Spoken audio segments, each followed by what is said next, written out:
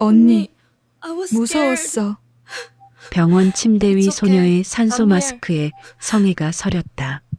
머리와 등에 멍든 상처, 하지만 모든 어른들은 넘어진 거래라고 말했다. 강서윤, 합창부의 조용한 소녀가 학교 계단에서 의식불명으로 발견되었다. 옥상 난간에 걸린 분홍 헤어끈과 깨진 핸드폰 액정에 비친 누군가의 그림자가 진실을 속삭였다. 서윤에게는 아무도 모르는 언니가 있었다. 강서아. 한때 동네에서 주먹으로 이름 날리던 전설. 지금은 검정고시 책을 들고 다니지만 동생의 부서진 눈빛을 본 순간 오래 봉인한 본능이 깨어났다. 교복을 입고 학교에 잠입한 언니와 권력으로 무장한 학생회의 어둠. 장학금을 미끼로 문제와 정리를 꾸민 가해자들과 진실을 찾는 언니의 피할 수 없는 대결. 그들은 잘못된 동생을 건드렸다. 그렇게 언니의 복수가 아닌 정의를 찾는 여정이 시작되었다. 주먹 대신 증거로, 분노 대신 절차로 무장한 자매의 진실 추적기 지금 시작합니다. 잠깐 1초면 되는 좋아요와 구독 버튼을 눌러주세요. 더 많은 감동 이야기를 들려드릴 힘이 됩니다. 부산의 오래된 시장 골목에 새벽이 찾아옵니다. 어물전과 분식집 사이로 김이 모락모락 오르고 어디선가 라디오에서 7080 노래가 흘러나와요. 사랑은 아무나 하나, 이별은 아무나 못해라는 가사가 골목길을 맴돌죠. 새벽 5시, 아직 어둠이 완전히 걷히지 않은 시간입니다. 강서아는 야간 알바를 마치고 지친 걸음으로 병원을 향해 걸어가고 있어요. 25살 검정고시 책을 끼고 다니는 언니의 어깨는 늘 무거워 보입니다. 편의점에서 밤새 일한 탓에 온몸이 뻐근했어요. 하지만 서아의 마음은 더욱 무거웠습니다. 동생 서윤이가 병원에 입원한 지 벌써 사흘째였거든요. 의사들은 단순한 낙상사고라고 했지만 서아는 뭔가 석연치 않다는 생각을 지울 수 없었어요. 병원 로비에 들어서니 이른 시간임에도 사람들이 분주하게 오가고 있었습니다. 간병인들과 의료진, 그리고 걱정스러운 표정의 보호자들. 서아는 엘리베이터를 타고 중환자실이 있는 3층으로 올라갔어요. 복도는 소독약 냄새가 진하게 났습니다.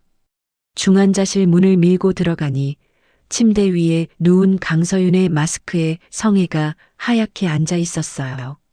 산소호흡기의 규칙적인 소리만이 조용한 병실을 채우고 있었습니다. 17살 동생의 얼굴은 붓기가 빠지지 않아 누구인지 알아보기 힘들 정도였어요. 왼쪽 관자놀이에는 붕대가 감겨 있고 목과 어깨 부근에도 멍자국이 선명했습니다. 간병인 아주머니가 차트를 정리하며 담담하게 말해요. 넘어진 거래요. 학교 계단에서 머리를 많이 다쳤다고 하더라고요. 서아는 속으로 쓴웃음을 삼킵니다. 넘어졌다면 왜 신발 끌린 자국이 계단 중간에 끊어져 있을까요? 경찰이 현장을 조사할 때 서아도 함께 갔었거든요. 계단 끝 부근에 뚜렷한 끌린 흔적이 있었는데 그 흔적은 갑자기 멈춰 있었어요. 마치 누군가 서윤이를 끌고 가다가 밀쳐버린 것처럼 말이죠. 게다가 상처 부위도 이상했습니다. 단순히 넘어졌다면 무릎이나 손바닥에 찰과상이 있어야 정상인데 서윤이는 등과 머리 뒤쪽에 집중적으로 상처가 있었어요. 마치 뒤에서 밀려 떨어진 것 같은 상처였습니다. 서아는 한때 동네에서 이름 날리던 언니였어요. 중학교 때부터 주먹으로 문제를 해결하던 시절이 있었죠. 동네 양아치들도 서아 앞에서는 함부로 굴지 못했습니다. 하지만 20살이 되면서 그런 생활에 회의를 느끼기 시작했어요. 주먹으로는 근본적인 해결이 안 된다는 걸 깨달았거든요. 그래서 서아는 주먹을 접고 검정고시 책을 잔뜩 들고 다니며 새로운 삶을 살려고 노력하고 있었습니다. 대학에 가서 제대로 된 직업을 갖고 동생과 함께 평범하고 안정된 삶을 살고 싶었어요. 부모님이 일찍 돌아가신 후로 서아에게는 서윤이가 전부였거든요. 동생의 얼굴을 바라보던 서아의 눈에 분노가 서렸어요. 서윤이는 합창부에서 노래하는 걸 좋아하던 아이였습니다. 학교에서 문제를 일으킨 적도 없고 조용하고 착한 아이였죠. 친구들과 어울리기보다는 혼자 책을 읽거나 음악을 듣는 걸 좋아했어요. 그런 아이가 왜 이런 일을 당해야 했을까요? 언니. 서윤이가 희미하게 눈을 떴습니다. 목소리는 쉬어서 잘 들리지 않았어요. 입술은 바짝 말라 있었고 눈동자에는 초점이 없었습니다. 괜찮아, 서윤아. 언니가 여기 있어. 서아가 동생의 손을 꼭 잡았습니다. 차가운 손끝이 떨리고 있었어요. 서윤이는 뭔가 말하려고 입을 움직였지만 소리는 제대로 나오지 않았습니다. 그러다가 갑자기 표정이 일그러지더니 눈물을 흘리기 시작했어요. 무서워. 언니, 무서워. 서윤이가 중얼거렸습니다. 악몽이라도 꾸는 것처럼 몸을 떨었어요. 서아는 동생의 등을 토닥이며 달랬지만 서윤이의 떨림은 쉽게 멈추지 않았습니다. 의사가 들어와 서윤이의 상태를 확인했어요. 뇌진탕과 함께 심리적 쇼크도 심하다고 했습니다. 기억이 일부 손상되었을 가능성도 있고 완전히 회복하려면 상당한 시간이 필요하다고 했어요. 서아는 병원을 나와 시장 골목을 걸었습니다. 평소 같았다면 집으로 바로 갔겠지만 오늘은 발걸음이 자꾸 학교 방향으로 향했어요. 서윤이가 다니는 부산 해안고등학교. 바닷가 언덕에 자리한 그 학교에서 도대체 무슨 일이 일어났던 걸까요? 길을 걷다가 서아는 분식집 앞에 멈춰 섰습니다. 여기서 자주 서윤이와 함께 떡볶이를 먹었었거든요. 사장 아주머니가 서아를 알아보고 걱정스러운 표정으로 다가왔어요. 서아야, 서윤이는 어떻게 됐어? 학교에서 그런 일이 생겼다는데. 괜찮아질 거예요. 조금 더 기다려 봐야죠. 서아는 애써 담담하게 대답했지만 속은 끓어오르고 있었습니다. 사장 아주머니는 안타까운 표정으로 고개를 저었어요. 요즘 학교가 그래. 아이들이 너무 각박해졌어. 예전에는 그래도 서로 돌봐주고 그랬는데 오래 봉인해 두었던 본능이 꿈틀거렸습니다. 누군가 동생을 다치게 했다면 그 누군가는 반드시 대가를 치러야 한다는 생각이 들었어요. 하지만 예전처럼 주먹으로 해결할 수는 없었습니다. 그런 식으로는 아무것도 해결되지 않는다는 걸 이미 배웠거든요. 서아는 주머니에서 동생의 학생증을 꺼내 들여다보았습니다. 환하게 웃고 있는 서윤이의 얼굴이 지금의 모습과 너무 대조적이었어요. 사진 속 서윤이는 정말 행복해 보였습니다. 합창부 활동을 하면서 친구들과 함께 찍은 사진이었거든요. 그 순간 서아의 마음속에서 결심이 섰습니다. 진실을 찾아내겠다고. 누가 왜 어떻게 동생을 다치게 했는지 반드시 알아내겠다고. 그리고 다시는 그런 일이 일어나지 않도록 하겠다고 말이에요. 서윤이가 잠에서 깨어나자마자 흐느끼기 시작했습니다. 눈물이 볼을 타고 흘러내리면서 중얼거리는 소리가 병실에 메아리 쳤어요. 산소호흡기의 규칙적인 소리 사이로 서윤이의 떨리는 목소리가 들렸습니다. 민재. 아니, 그 옆에 있던. 서아는 동생의 손을 꼭 잡으며 귀를 기울였습니다. 서윤이는 계속 뭔가 말하려고 했지만 단어들이 제대로 연결되지 않았어요. 뇌진탕 때문에 기억이 흐릿한 상태였지만 분명히 누군가의 이름을 부르고 있었습니다. 민재라는 이름, 그리고 그 옆에 있던 누군가. 서윤아, 천천히 말해봐. 무슨 일이 있었는지 언니한테 얘기해줘. 서윤이는 입술을 떨며 계속 중얼거렸습니다. 무서웠어. 높았어. 떨어질 뻔했어. 뭐가 높았다고? 서윤아, 어디서 무슨 일이 있었던 거야? 하지만 서윤이는 곧 다시 잠에 빠져들었어요. 진통제와 수면제 때문에 의식이 오락가락하는 상태였습니다. 서아는 답답한 마음으로 동생의 이마를 쓰다듬으며 지켜봤어요. 서윤이의 얼굴에는 아직도 공포의 흔적이 남아 있었습니다. 서아는 병실을 나와 복도를 걸었어요. 머리를 정리하고 싶었거든요. 그런데 복도 끝에서 교복을 입은 아이들이 수군대는 소리가 들렸습니다. 서아는 자연스럽게 벽 뒤에 몸을 숨기고 그들의 대화를 들었어요. 학생회장이 처리했대. 조용히 덮어버리자고 했다던데. 한 학생이 주변을 둘러보며 작은 목소리로 말했습니다. 그렇게 하는 게 맞지. 학교 이미지 생각해야지. 대학 진학에도 영향 줄 수 있잖아. 근데 장학금 추천도 걔가 다 쥐고 있잖아. 잘못 보이면 우리도 끝이야. 다른 학생이 걱정스러운 표정으로 대답했어요. 강서윤이 원래 어지럼증 있다고 하던데 그냥 그것 때문에 넘어진 거 아니야? 맞아. 합창부에서도 가끔 어지러워한다고 했어. 그냥 본인이 조심성이 없었던 거지. 아이들은 서로 눈치를 보며 대화를 나눴습니다. 마치 미리 짜놓은 대본을 읽는 것처럼 들렸어요. 그중 키가 큰 남학생이 주변을 다시 한번 둘러보더니 목소리를 더욱 낮췄습니다. 어쨌든 우리는 아무것도 몰라. 그날 옥상에 올라간 적도 없고 아무것도 본 적 없어. 알겠지? 당연하지. 우리가 뭘 받겠어. 방과 후 끝나자마자 바로 집에 갔는걸. 서아의 눈이 번뜩 빛났습니다.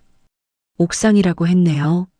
학교에서는 계단에서 넘어졌다고 했는데 왜 옥상 얘기가 나오는 걸까요? 그리고 그날 옥상에 올라갔다는 건 무슨 의미일까요?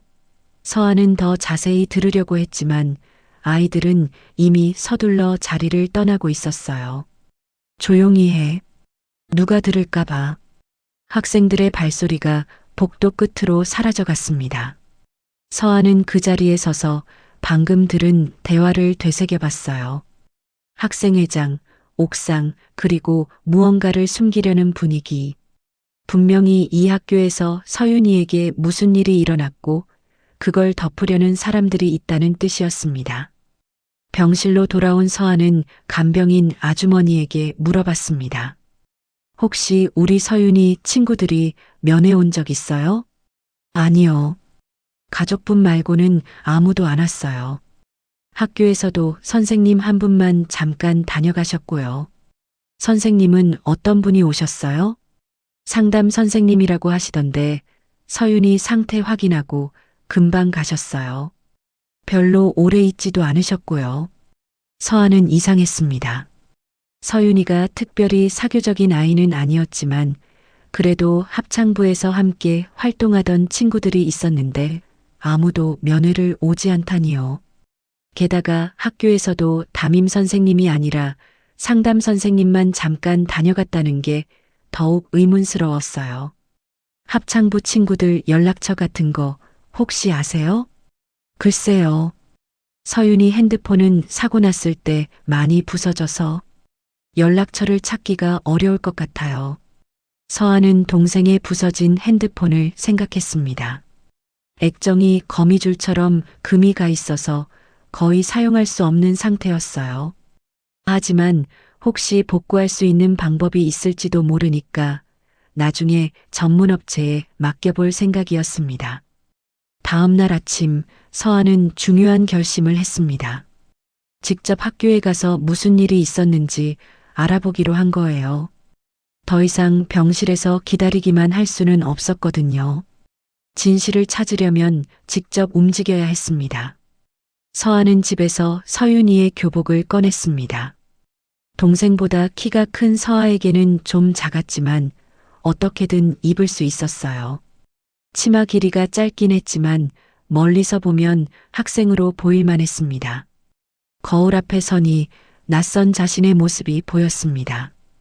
5년 만에 입어보는 교복이었죠.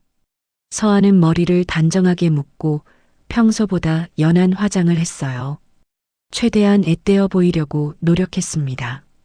그리고 서윤이의 학생증과 가방도 챙겼어요. 부산 해안고등학교에 도착한 서아는 먼저 행정실로 향했습니다. 상담교사를 찾아가 자매 면회 후 학교폭력대책위원회 준비를 위해 교내 상황을 파악하고 싶다고 말했어요. 물론 거짓말이었지만 그럴듯하게 들리는 이유였습니다. 저는 서윤이 언니예요. 동생이 아직 의식이 오락가락해서 정확한 상황을 파악하기 어려운 상태거든요. 상담교사는 동정어린 표정으로 서아를 바라보며 임시 출입증을 발급해줬습니다. 언니분이시군요. 서윤이가 많이 힘들어했을 텐데 빨리 회복되길 바랄게요. 정말 안타까운 일이에요. 감사합니다. 혹시 사건 당일에 무슨 특별한 일이 있었는지 알 수 있을까요? 상담교사는 잠시 망설이더니 조심스럽게 대답했어요. 그날은 방과 후 활동이 있던 날이었어요. 합창부도 연습이 있었고요. 서윤이는 연습이 끝난 후에 혼자 남아 있었다고 들었습니다. 혼자요? 왜 혼자 남아 있었을까요? 그건 정확히는 모르겠어요. 다른 아이들은 모두 집에 갔는데 서윤이만 학교에 남아 있었다고 하더라고요. 아마 개인 연습을 더 하려고 했던 것 같은데. 서아는 더 많은 정보를 얻고 싶었지만 상담교사도 아는 게 많지 않은 것 같았습니다. 아니면 일부러 말하지 않는 것일 수도 있었어요. 그럼 사고가 난 곳은 정확히 어디인가요? 계단이라고 들었어요. 3층에서 2층으로 내려가는 계단 쪽에서 발견되었다고. 서아는 고개를 끄덕였습니다. 하지만 어제 들은 대화에서는 분명히 옥상 얘기가 나왔었어요. 뭔가 맞지 않는 부분이 있었습니다. 서아는 학교 안을 둘러보기로 했어요. 임시 출입증을 목에 걸고 복도를 걸으면서 주변을 관찰했습니다. 점심시간이라 학생들이 분주하게 오가고 있었어요. 그런데 이상하게 서아를 쳐다보는 학생들이 많았습니다. 마치 서아가 누구인지 아는 것 같은 눈빛이었어요. 서아는 마음속으로 목표를 정리했습니다. 첫째, 누가 서윤이를 다치게 했는지 알아내기. 둘째, 왜 그런 일이 일어났는지 파악하기. 셋째, 다시는 그런 일이 일어나지 않게 만들기. 등교종이 울리고 서아는 복도 CCTV의 위치를 머릿속에 그려나갔습니다. 어디가 사각지대인지, 어디서 무슨 일이 일어나도 기록에 남지 않을지 차근차근 파악하고 있었어요. 예전 거리에서 배운 습관이었죠. 항상 주변을 관찰하고 위험을 미리 감지하는 것 말이에요. 교무실 앞에 학생들이 몰려 있었습니다. 서아는 뒤쪽에서 그들의 대화를 들었어요. 가운데 서 있는 남학생이 또렷한 목소리로 말하고 있었습니다. 최근 우리 학교에 좋지 않은 소문들이 돌고 있어요. 교내 이미지를 해치는 유언비어들 말입니다. 이민재였습니다. 학생회장이라고 불리던 그 아이. 키가 크고 외모도 준수한 편이었어요. 말하는 모습도 자신감에 차 있었습니다. 하지만 서아의 눈에는 뭔가 억지스러운 구석이 보였어요. 우리가 해야 할 일은 이런 근거 없는 소문을 퍼뜨리는 것이 아니라 학교를 위해 긍정적인 분위기를 만드는 것이에요. 여러분도 잘 아시겠지만 곧 학교 평가도 있고 대학 추천도 앞두고 있잖아요. 학생들이 고개를 끄덕였습니다. 그런데 서아는 그들의 표정에서 진심보다는 두려움을 읽을 수 있었어요. 마치 반대 의견을 내면 안 될 것 같은 분위기였습니다. 민재 뒤에 서 있던 여학생이 미소를 띠며 고개를 끄덕였어요. 백채린이었습니다. 학생의 부회장이라고 소개받은 그 아이는 말은 하지 않았지만 그 미소에는 차가운 기운이 담겨 있었어요. 마치 모든 걸 통제하고 있다는 듯한 표정이었습니다. 강서윤 학생 사건도 마찬가지예요. 안타까운 사고였지만 이것을 가지고 이상한 추측을 하는 건 옳지 않아요. 당사자도 가족도 더 힘들어할 뿐이죠. 민재의 말에 학생들이 웅성거렸습니다. 서아는 주먹을 꽉 쥐었어요. 저 아이가 동생의 이름을 함부로 입에 올리는 게 참을 수 없었거든요. 하지만 지금은 참아야 했습니다. 감정적으로 행동하면 진실을 찾는데 방해가 될 뿐이에요. 점심시간이 되자 서아는 옥상으로 향했습니다. 어제 학생들의 대화에서 나온 그 장소를 직접 확인해 보고 싶었어요. 옥상 문은 평소에 잠겨 있었지만 다행히 청소 시간이라 열려 있었습니다. 옥상에 올라서니 부산 바다가 한눈에 보였어요. 높이가 상당했습니다. 여기서 떨어지면 정말 위험할 거라는 생각이 들었어요. 서아는 난간 주변을 자세히 살펴봤습니다. 그때 뒤에서 발소리가 들렸어요. 서아가 돌아보니 민재가 옥상 문으로 들어오고 있었습니다. 혼자가 아니었어요. 채린도 함께 있었죠. 누구세요? 여기 학생이 아닌 것 같은데. 민재가 경계심을 드러내며 물었습니다. 서아는 침착하게 대답했어요. 강서윤 언니예요. 동생 일 때문에 학교에 왔어요. 민재의 얼굴이 순간 굳어졌습니다. 채리는 여전히 미소를 짓고 있었지만 그 눈빛은 차가워졌어요. 아, 그렇군요. 정말 안타까운 일이었어요. 서윤이가 빨리 회복되길 바랄게요. 민재가 형식적으로 말했지만 서아는 그의 시선이 계속 피하는 걸 놓치지 않았습니다. 고마워요. 그런데 혹시 그날 무슨 일이 있었는지 알 수 있을까요? 서윤이가 아직 정신이 없어서. 글쎄요. 저희는 그날 일찍 집에 갔거든요. 방과 후 활동이 끝나자마자 바로요. 민재가 빠르게 대답했습니다. 너무 빨라서 오히려 의심스러웠어요. 그날 내가 먼저 올라갔지?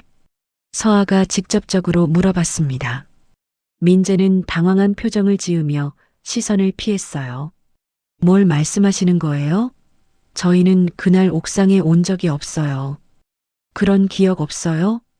네, 전혀요.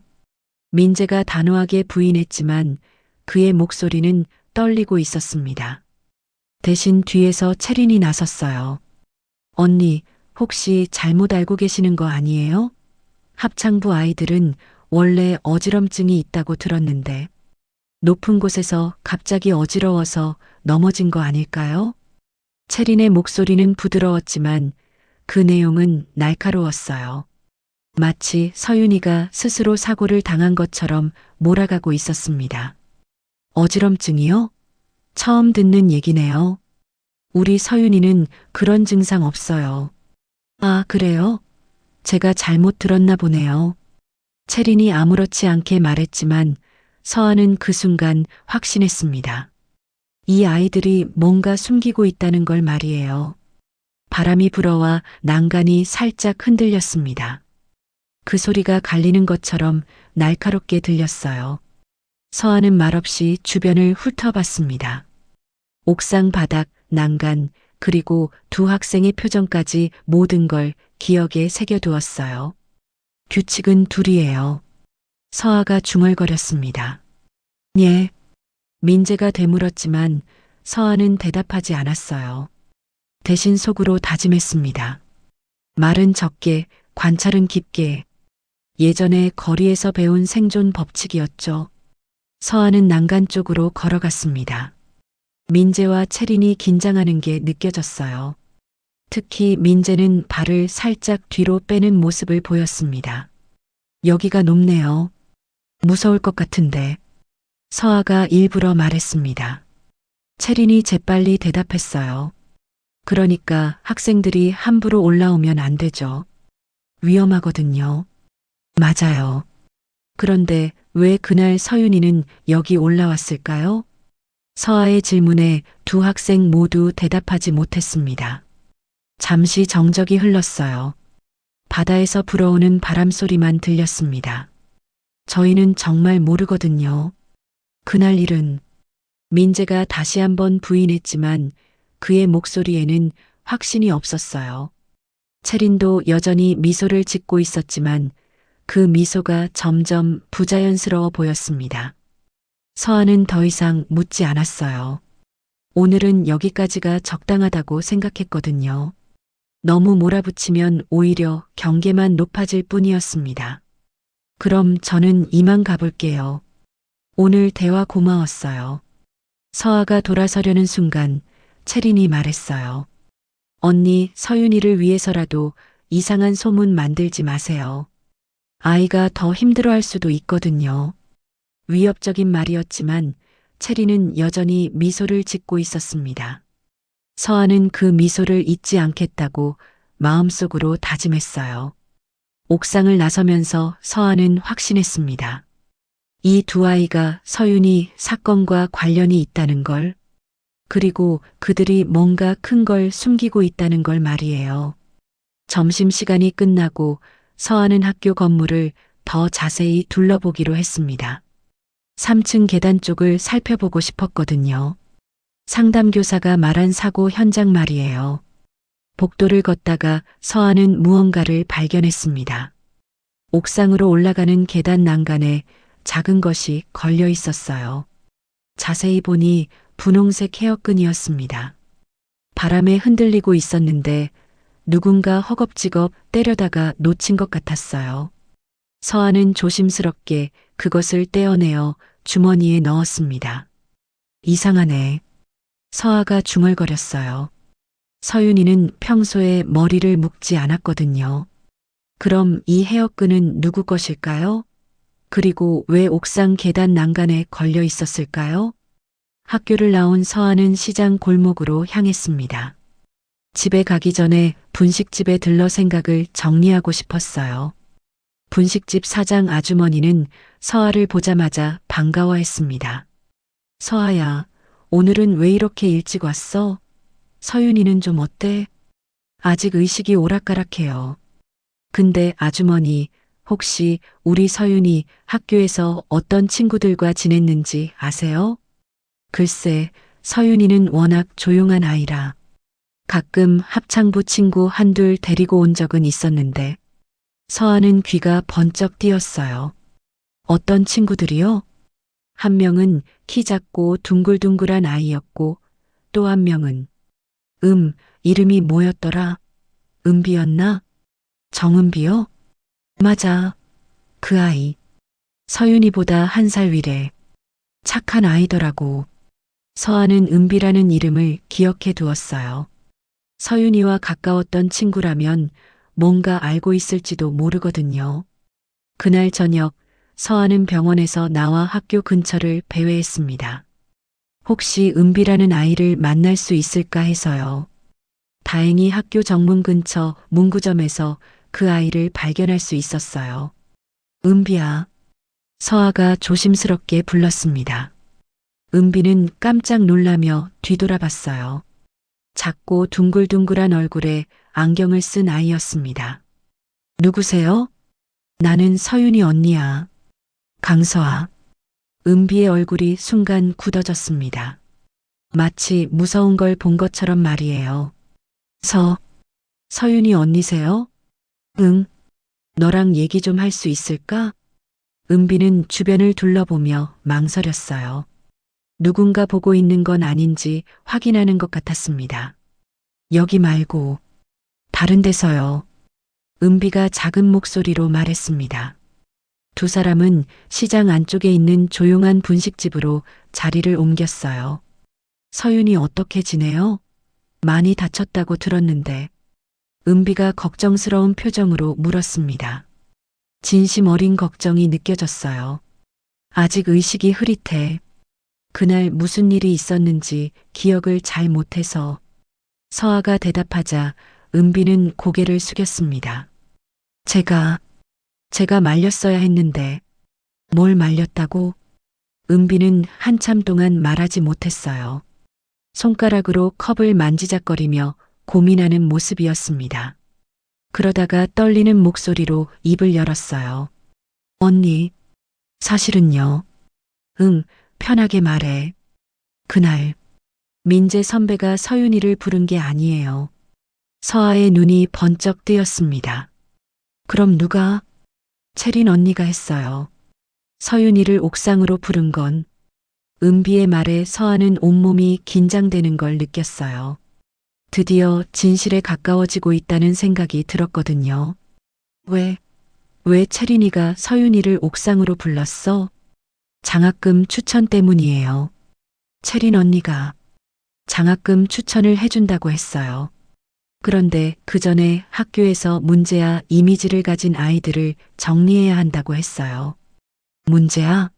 서윤이가? 서아는 어이가 없었어요. 조용하고 착한 서윤이를 문제아라고 한다니요. 아니에요. 서윤이는 문제아가 아니에요. 그런데 채린 언니가 합창부에서 연습을 빼먹은 적이 있다고 그런 아이들 때문에 학교 이미지가 나빠진다고 했어요. 그래서 본때를 보여줘야 한다고 했어요. 그래야 다른 아이들도 정신을 차린다고. 은비의 목소리가 점점 작아졌습니다. 마치 자신도 그 말을 믿고 싶지 않다는 듯이 말이에요. 은비야, 정확히 무슨 일이 있었는지 말해줄래? 처음부터. 은비는 깊게 숨을 들이마셨습니다. 그날 합창부 연습이 끝나고 채린 언니가 서윤이를 따로 불렀어요. 장학금 얘기를 한다고 했어요. 서윤이도 집안 사정이 어려운 걸 아니까 관심을 보였죠. 그래서 옥상에서 얘기하자고 했어요. 다른 아이들이 들으면 안 된다고 하면서 서윤이는 저한테 먼저 가라고 했어요. 금방 따라갈 테니까. 은비가 눈물을 글썽였습니다. 그게 마지막이었어요. 서윤이랑 마지막으로 한 얘기가. 그 다음에는 1시간 정도 지났을까요? 구급차 소리가 들렸어요. 서윤이가 계단에서 떨어졌다고 했어요. 서아는 주먹을 꽉 쥐었어요. 분노가 치솟아 올랐지만 억지로 참았습니다. 지금은 감정보다 사실을 파악하는 게 더 중요했거든요. 그럼 채린이가 서윤이를 옥상으로 데리고 갔다는 얘기네. 네. 그런데 채린 언니는 그날 일찍 집에 갔다고 했어요. 서윤이를 본 적도 없다고. 거짓말이네. 저도 그렇게 생각해요. 하지만 증거가 없어요. 은비가 고개를 떨궜습니다. 채린 언니는 학생의 부회장이고 선생님들도 다 믿어요. 저 같은 아이가 뭐라고 해도 들어주지 않을 거예요. 서아는 은비의 어깨를 토닥였어요. 괜찮아. 네가 용기 내서 말해줘서 고마워. 언니, 정말 죄송해요. 제가 서윤이를 말렸어야 했는데. 네 잘못이 아니야. 절대로. 서아가 단호하게 말했습니다. 잘못한 건 채린이고 그 아이를 막아야 할 사람은 어른들이었어요. 분식집을 나오면서 서아는 주머니에 있던 분홍 헤어끈을 만졌습니다. 이제 이것이 누구 것인지 짐작이 갔어요. 아마도 채린의 것일 거라는 생각이 들었거든요. 집에 돌아온 서아는 노트에 지금까지 알게 된 사실들을 정리했습니다. 첫째, 채린이 서윤이를 옥상으로 불렀다. 둘째, 장학금을 미끼로 사용했다. 셋째, 문제아 정리라는 명목을 댔다. 넷째, 옥상 난간에서 발견된 분홍 헤어끈. 하지만 기숙사로 돌아온 서아는 깜짝 놀랐습니다. 책상 서랍이 뒤집어져 있었거든요. 누군가 이 방에 들어와서 뭔가를 뒤진 것 같았어요. 그리고 가장 중요한 USB가 사라져 있었습니다. 서윤이의 부서진 핸드폰에서 복구한 파일들을 저장해둔 USB 말이에요. 누군가 먼저 움직였네. 서아가 중얼거렸습니다. 이제 정말 시간이 얼마 남지 않았다는 생각이 들었어요. 상대방도 서아가 진실에 가까워지고 있다는 걸 알고 있었거든요. 다음 날 아침 서아는 평소보다 일찍 학교에 도착했습니다. USB가 사라진 이후로 잠을 제대로 잘 수 없었거든요. 누군가 자신의 움직임을 감시하고 있다는 생각이 들었어요. 하지만 포기할 수는 없었습니다. 동생을 위해서라도 끝까지 진실을 밝혀내야 했거든요. 아침 조회가 시작되기 전 교내 방송이 울려 퍼졌습니다. 강서윤 학생 보호자께서는 교장실로 오시기 바랍니다. 서아의 심장이 쿵쾅거렸어요. 갑작스러운 호출이었거든요. 서아는 서둘러 교장실로 향했습니다. 복도를 걸으면서 나쁜 예감이 들었어요. 교장실 문을 열고 들어가니 교장 선생님 외에도 몇 명이 더 앉아 있었습니다. 정장을 입은 중년 남자가 서류를 들고 있었고 그 옆에는 민재가 앉아 있었어요. 민재의 얼굴은 창백했지만 그 옆에 남자는 위압적인 분위기를 풍기고 있었습니다. 강서윤 학생의 보호자이신가요? 교장 선생님이 물었지만 정장을 입은 남자가 먼저 나섰어요. 안녕하세요. 저는 민재 아버지입니다. 대성건설 이사이자 학교 후원회 회장을 맡고 있습니다. 서아는 바로 상황을 파악했어요. 권력과 돈을 앞세운 압박이었습니다. 외부인이 우리 학교에 잠입해서 학생들을 협박했다는 신고가 들어왔습니다. 민재 아버지가 서류를 테이블에 내밀었어요. 이 USB가 증거입니다. 확인해 보시죠. 교장 선생님이 USB를 컴퓨터에 꽂자 화면에 영상이 재생되었습니다. 서아가 어제 옥상에서 민재를 몰아붙이는 장면이었어요. 하지만 뭔가 이상했습니다. 영상이 편집되어 있었거든요. 서아가 위협적으로 다가가는 부분만 짜깁기 되어 있었어요. 보시다시피 이 여자는 우리 민재를 협박했습니다. 학교 안전에 심각한 위협이 되고 있어요. 잠깐요. 서아가 끼어들었습니다. 이 영상은 편집된 거예요. 전체 맥락을 보면 무슨 말씀을 하시는 거예요? 이게 엄연한 증거인데. 민재 아버지가 차갑게 말했어요. 그러면서 교장 선생님을 향해 고개를 돌렸습니다. 교장 선생님도 아시잖아요. 이 여자가 예전에 문제 학생이었다는 걸. 폭력 전과도 있고요. 교장 선생님의 얼굴이 굳어졌어요. 그런 과거가 있으시다고요? 조사해 보시면 알겠지만 중고등학교 시절 수차례 폭력 사건에 연루되었습니다. 이런 사람이 학교에 들어와서 우리 아이들을 위협하는 걸 그냥 둘 수는 없죠. 서아는 분노가 치밀어 올랐지만 참았어요. 여기서 감정적으로 반응하면 그들의 함정에 빠지는 거였거든요. 저는 단지 동생에게 무슨 일이 있었는지 알고 싶었을 뿐이에요.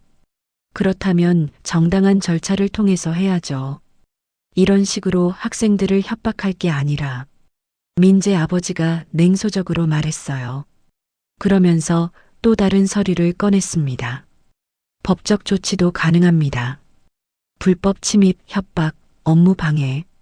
여러 가지 죄목이 있어요. 교장 선생님이 난처한 표정을 지었어요. 후원회 회장의 압박과 학교의 이미지를 고려해야 하는 상황이었거든요. 강서아 씨, 이런 일이 다시 발생하면 정말 법적 조치를 취할 수밖에 없습니다. 오늘은 여기서 물러가 주시길 바랍니다. 서아는 이를 악물었어요. 주먹으로 해결하고 싶은 충동이 강하게 일어났습니다. 저 오만한 남자의 뺨을 한 대 때려주고 싶었어요. 하지만 그러면 모든 게 끝이었습니다. 폭력을 쓰는 순간 그들의 프레임에 완전히 갇히게 되거든요. 주먹으로 밀면 그들의 프레임에 갇힌다. 서아가 속으로 중얼거렸어요. 이 판 다른 규칙으로 깨자. 서아는 자리에서 일어났습니다. 더 이상 이 자리에 있어봐야 소용없다는 걸 알았거든요. 하지만 포기한 건 아니었어요. 오히려 더 확실한 증거를 찾아야겠다는 다짐이 섰습니다. 알겠습니다. 오늘은 이만 가겠어요. 서아가 문을 열고 나가려는 순간 민재 아버지가 한마디 더 던졌어요. 현명한 선택입니다. 동생을 위해서라도 더 이상 문제를 키우지 마세요. 서아는 뒤돌아보지 않고 교장실을 나왔어요. 복도를 걸으면서 온몸이 떨렸습니다. 분노와 억울함이 동시에 밀려왔거든요. 하지만 서아는 곧 마음을 다잡았어요. 지금까지의 방식으로는 안 된다는 걸 깨달았거든요. 더 치밀하고 확실한 증거가 필요했습니다. 그리고 무엇보다 그들이 사용하는 권력의 게임에서 이기려면 같은 방식으로는 안 되었어요. 복수는 주먹이 아니라 절차로 완성한다.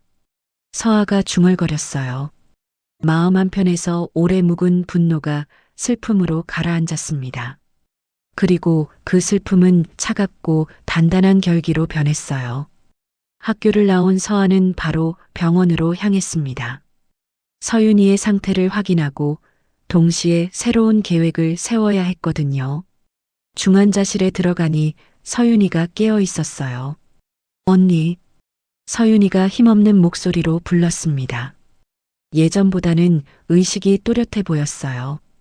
응, 서윤아. 언니 여기 있어. 언니. 무서웠어. 괜찮아. 이제 다 괜찮아. 하지만 서아는 속으로 다짐했습니다. 괜찮지 않다고. 이런 일이 다시 일어나지 않도록 반드시 진실을 밝혀내겠다고 말이에요. 서아는 서윤이의 손을 꼭 잡으며 생각했어요. 지금까지는 감정적으로, 충동적으로 행동했습니다. 하지만 이제는 달라야 했어요. 더 냉정하고 더 치밀하게 움직여야 했습니다. 난 싸움꾼이 아니라 기록자가 된다. 서아의 다짐이었어요. 주먹 대신 증거로, 감정 대신 절차로 싸우겠다는 의미였습니다. 그것만이 진정으로 동생을 보호하고 정의를 실현하는 방법이라고 생각했거든요. 병원을 나서면서 서아는 새로운 계획을 세우기 시작했습니다. 이제 정말로 중요한 싸움이 시작되는 거였어요. 밤이 되어 병실은 조용했습니다. 서아는 서윤이 옆에 앉아서 동생의 부서진 핸드폰을 들여다보고 있었어요. 액정이 거미줄처럼 금이 가 있었지만 전원은 켜졌습니다. 화면이 깨져서 제대로 보기는 어려웠지만 서아는 포기하지 않았어요. 뭔가 있을 거야. 서아가 중얼거리며 핸드폰을 이리저리 돌려봤습니다. 그러다가 카메라 렌즈 부분에서 희미한 반사를 발견했어요. 금간 유리 사이로 무언가가 비치고 있었습니다. 서아는 핸드폰을 병실 창가로 가져가서 불빛에 비춰봤어요. 깨진 액정 파편들이 작은 거울 역할을 하고 있었습니다. 그 사이로 마지막 촬영 장면이 흐릿하게 보였어요. 계단 난간의 그림자, 그리고 누군가의 발끝이 스쳐 지나가는 모습이었습니다. 영상은 짧고 흐릿했지만 분명히 무언가를 담고 있었어요. CCTV가 놓친 걸 유리가 봤네. 서아가 감탄했습니다. 서윤이의 핸드폰이 떨어지면서 우연히 중요한 순간을 기록한 거였어요. 다음 날 아침 서아는 상담교사를 다시 찾아갔습니다. 어제의 교장실 사건 이후로 조심스러워진 상황이었지만 상담교사만큼은 서아의 편인 것 같았어요. 선생님, 혹시 학교 와이파이 접속 기록을 확인할 수 있나요? 와이파이 접속 기록이요? 왜 갑자기? 시간대별로 누가 어디서 접속했는지 알 수 있다면 그날 진짜 무슨 일이 있었는지 알 수 있을 것 같아서요. 상담교사는 잠시 고민하더니 고개를 끄덕였어요. IT 담당 선생님께 부탁해 볼게요. 다만 개인정보라서 함부로 공개하기는 어려울 수도 있어요. 그래도 한번 확인해 주시면 감사하겠어요. 서아는 간절한 마음으로 부탁했습니다. 점심시간이 되자 서아는 은비를 다시 만났어요. 어제 분식집에서 나눈 대화 이후로 은비는 더욱 조심스러워 보였지만 여전히 서윤이를 걱정하고 있었습니다. 언니, 어제 학교에 무슨 일이 있었다던데요? 응, 좀 복잡한 일이 있었어. 그런데 은비야, 너한테 보여줄 게 있어. 서아는 주머니에서 사진 2장을 꺼냈어요. 하나는 옥상에서 찍은 채린의 모습이고 다른 하나는 분홍 헤어끈이었습니다.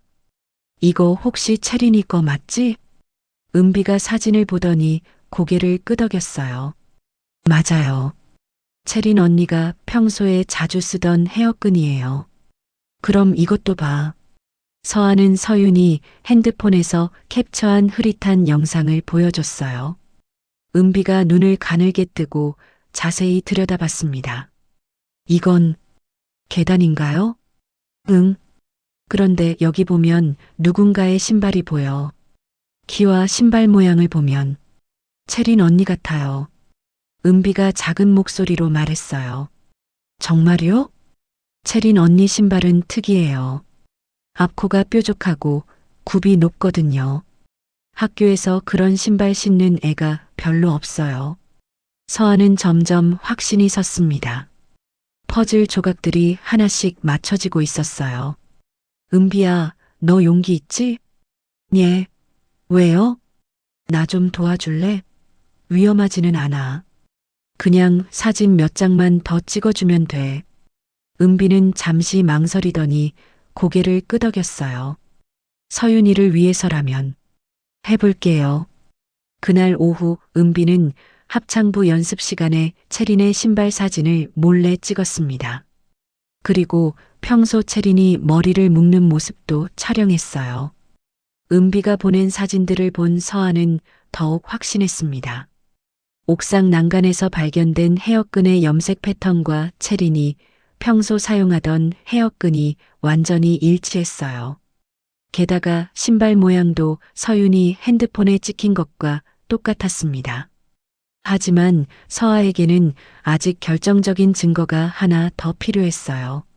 그날 옥상에서 정확히 무슨 일이 있었는지 보여줄 수 있는 증거 말이에요. 저녁에 상담교사로부터 연락이 왔습니다. 와이파이 접속 기록 확인해 봤어요. 정말 이상한 게 사고 당일 오후 4시경에 옥상 근처에서 4개의 기기가 동시에 접속되어 있었어요. 4개요? 네. 학생 4명이 그 시간에 옥상 근처에 있었다는 얘기죠.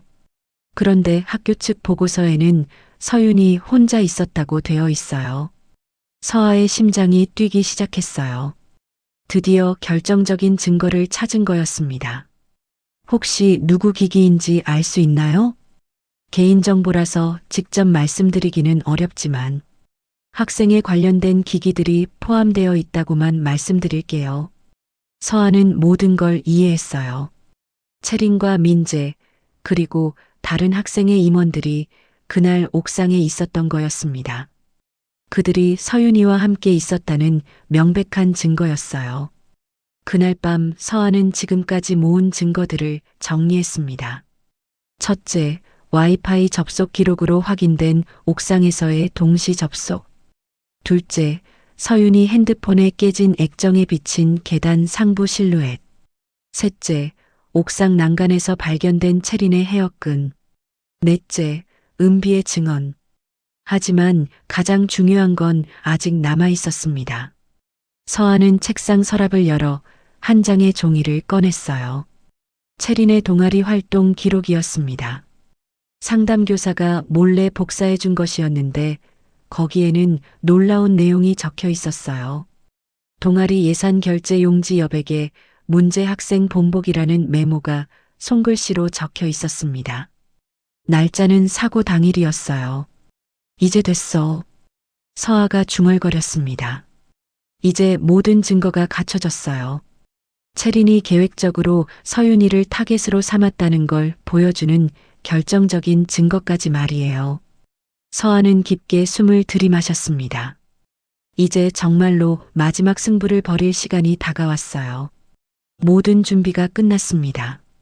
학교폭력대책위원회가 열리는 날이 왔습니다. 서아는 아침 일찍 정장을 차려입고 준비했어요. 오늘이야말로 진실을 밝힐 마지막 기회였거든요. 가방에는 지금까지 모은 모든 증거들이 정리되어 있었습니다.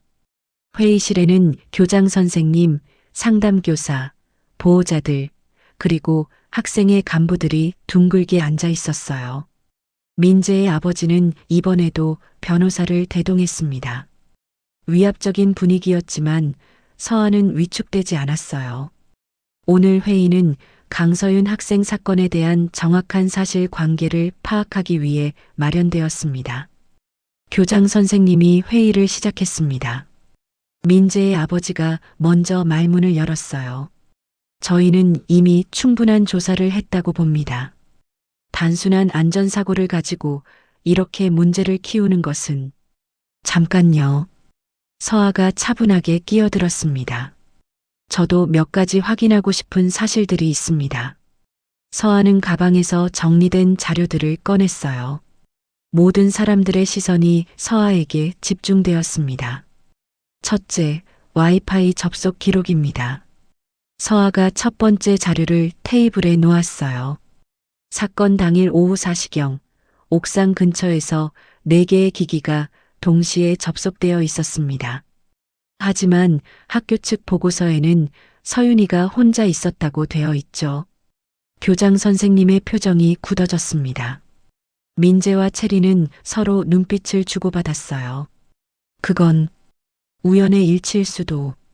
민재가 중얼거렸지만 서아는 계속 말을 이어갔습니다. 둘째, 동생 핸드폰에 깨진 액정에 비친 영상입니다. 서아가 프린트된 사진을 보여줬어요. 흐릿하지만 계단 상부의 실루엣이 선명하게 보였습니다.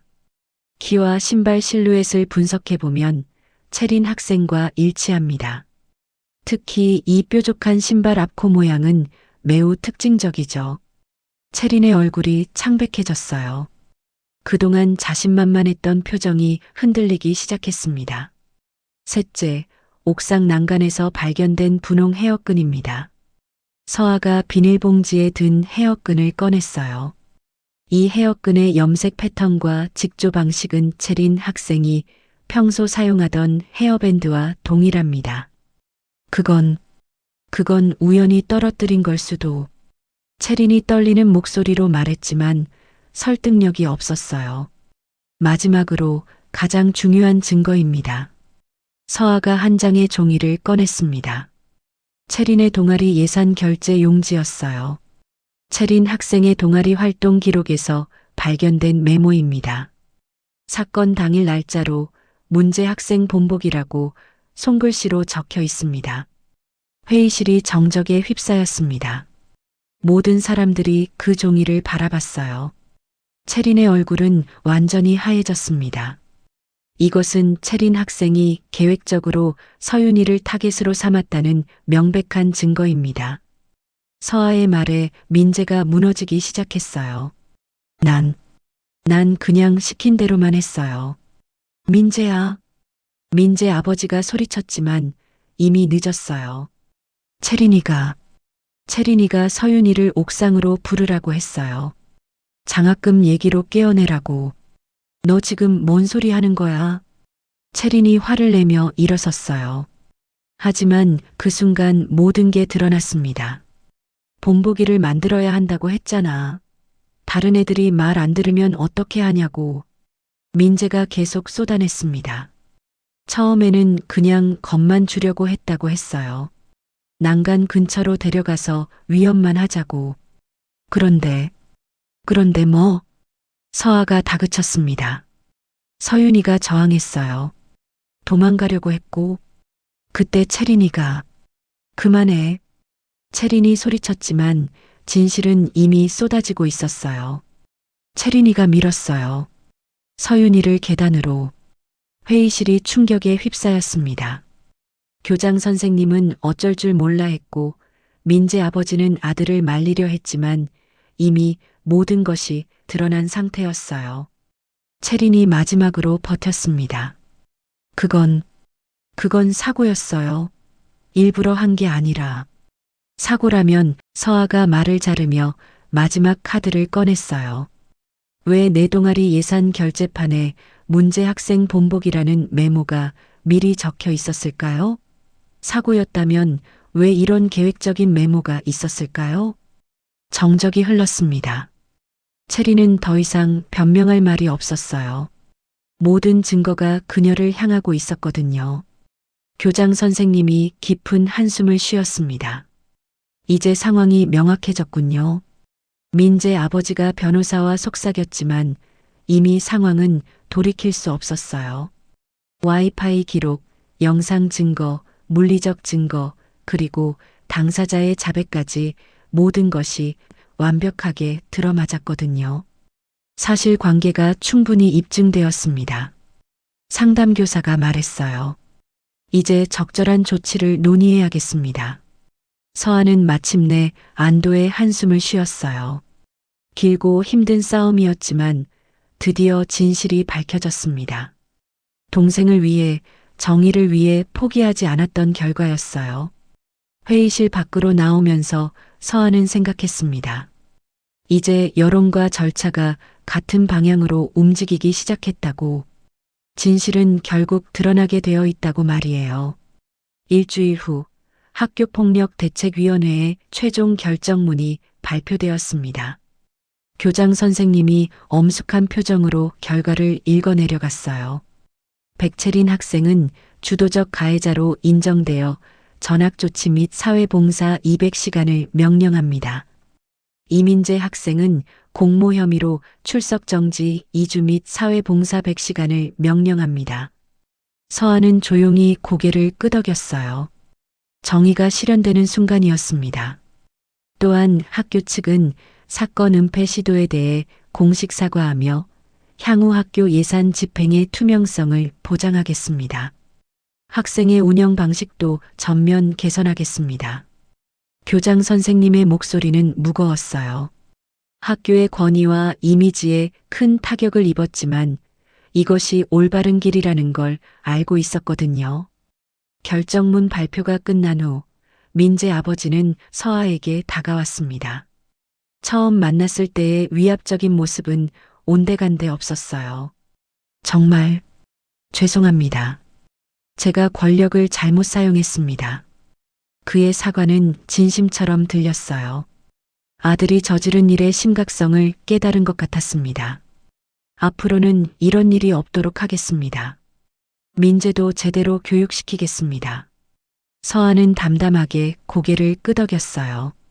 복수가 아니라 교육과 반성이 더 중요하다고 생각했거든요. 며칠 후 부산 지역 언론에서 이 사건을 다뤘습니다. 학교 내 권력 남용과 은폐 시도, 한 시민의 끈질긴 노력으로 진실 밝혀져라는 제목의 기사가 나왔어요. 시장 상인회 게시판에는 아이들을 지켜봅시다라는 손글씨 포스터가 붙었습니다. 학부모들 사이에서도 변화가 일어났어요. 그동안 조용했던 학부모의 단체 대화방이 갑자기 잠잠해졌습니다. 무책임한 소문보다는 사실에 바탕한 대화를 하자는 분위기가 형성되었거든요. 가장 큰 변화는 병원에서 일어났습니다. 서윤이의 상태가 급격히 호출되고 있었어요. 진실이 밝혀지면서 마음의 짐이 덜어진 것 같았습니다. 언니, 고마워. 서윤이가 병상에서 미소를 지었어요. 붓기도 많이 빠지고 의식도 또렷해졌습니다. 의사는 곧 일반 병실로 옮길 수 있을 거라고 했어요. 뭘 고마워해. 당연한 일이야. 서아가 동생의 손을 꼭 잡았습니다. 학교는 어떻게 할 거야? 다시 다니고 싶어? 서윤이는 잠시 생각하더니 고개를 끄덕였어요. 응, 다시 다니고 싶어. 합창부도 계속하고 싶고. 그래, 그럼 우리가 함께 만들어가자. 학교를 부쉈으니까 이제 다시 세울 건 우리 방식으로. 서아의 말에 서윤이가 환하게 웃었습니다. 오랜만에 보는 진짜 미소였어요. 몇 개월이 지났습니다. 가을이 되어 부산 해안고등학교에서는 합창제가 열렸어요. 서윤이는 완전히 회복되어 무대에 서 있었습니다. 맑고 아름다운 목소리가 강당을 가득 채웠어요. 저 푸른 초원 위에 그림 같은 집을 짓고 노랫소리는 학교를 넘어 시장 골목까지 퍼져나갔습니다. 분식집 사장 아주머니도 일손을 멈추고 귀를 기울였어요. 서윤이 목소리 참 좋구나. 그러게. 이제 정말 괜찮아진 것 같아. 관객석에 앉은 서아는 동생을 바라보며 뿌듯한 미소를 지었습니다. 길고 힘든 시간이었지만 결국 모든 것이 제자리를 찾아가고 있었어요. 합창이 끝나고 박수가 터져 나왔습니다. 서윤이는 무대에서 서아를 찾아 손을 흔들었어요. 서아도 손을 흔들며 응답했습니다. 공연이 끝난 후 서아는 학교 복도를 걸으며 생각에 잠겼습니다. 주머니에는 검정고시 합격 통지서가 들어 있었어요. 몇 주 전에 받은 거였습니다. 이제 주먹 대신 기록과 절차로 아이들을 지키는 사람이 되자 서아의 새로운 다짐이었어요. 대학에 진학해서 사회복지학을 공부하기로 했습니다. 앞으로 서윤이 같은 아이들을 도와주고 싶었거든요. 그날 밤 서아는 시장 골목을 걸으며 집으로 향했습니다. 분식집에서는 여전히 7080 음악이 흘러나오고 있었어요. 라디오에서 옛 노래가 나왔습니다. 사람 사는 세상 결국엔 본대로 남는다. 서아는 이 가사를 들으며 조용히 고개를 끄덕였습니다. 정말 그랬어요. 거짓과 권력은 일시적일 뿐 결국 진실이 승리한다는 걸 이번 일로 깨달았거든요. 집에 도착한 서아는 책상에 앉아 일기를 썼어요. 오늘 있었던 일들, 서윤이의 무대, 그리고 앞으로의 계획들. 글을 쓰는 것이 이제 서아의 새로운 무기가 되었습니다. 창밖으로 부산 바다가 보였어요. 달빛이 바다를 은색으로 물들이고 있었습니다. 서아는 바다를 바라보며 마지막 다짐을 했어요. 앞으로 어떤 일이 있어도 다시는 주먹으로 문제를 해결하지 않겠다고. 대신 정확한 기록과 올바른 절차를 통해 정의를 실현하겠다고 말이에요. 서윤이의 웃음소리가 옆방에서 들려왔습니다. 친구와 전화 통화를 하는 소리였어요. 건강하고 밝은 목소리였습니다. 서아는 미소를 지으며 일기장을 덮었어요. 긴 싸움이 끝났고 새로운 시작이 기다리고 있었습니다. 그리고 무엇보다 동생이 다시 웃을 수 있게 되었다는 것이 가장 큰 보상이었어요. 달빛 아래 부산의 밤은 고요했고 내일은 또 다른 희망으로 가득 찬 하루가 될 것 같았습니다. 오늘 쌍둥이 자매의 이야기는 많은 것을 생각하게 합니다. 세상에는 겉모습과 다른 어두운 이면이 존재합니다. 학교라는 작은 사회에서도 권력과 폭력 그리고 정의의 문제가 얽혀 있습니다.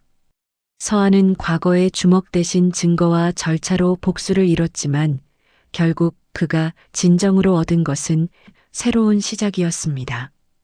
동생을 지키기 위해 시작된 여정이 자신의 삶을 바꾸는 계기가 된 것입니다. 서윤 역시 언니의 도움으로 트라우마를 극복하고 당당하게 다시 무대에 설 수 있게 되었습니다.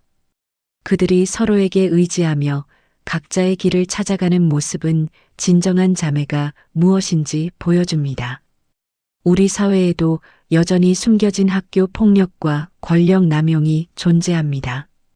이 이야기가 피해자들에게는 용기를, 방관자들에게는 경각심을, 그리고 가해자들에게는 경고가 되길 바랍니다. 다른 환경, 다른 선택을 해온 두 자매의 이야기는 끝났지만 그들의 새로운 여정은 이제 막 시작되었습니다. 그리고 모든 이들에게 전하는 메시지는 하나입니다. 정의는 결국 이루어진다. 앞으로도 더 흥미진진한 이야기로 찾아뵐 예정이니 구독과 좋아요 부탁드립니다. 알림 설정도 해두시면 새 이야기가 올라올 때 가장 먼저 만나볼 수 있어요. 다음 시리즈는 어떤 주제의 이야기를 원하시나요? 댓글로 여러분의 의견을 남겨주세요. 가장 많은 요청을 받은 주제로 다음 이야기를 준비하겠습니다. 그리고 이 이야기가 마음에 드셨다면 주변 친구들에게도 추천해 주세요. 여러분의 작은 응원이 더 다양한 이야기를 만드는 원동력이 됩니다.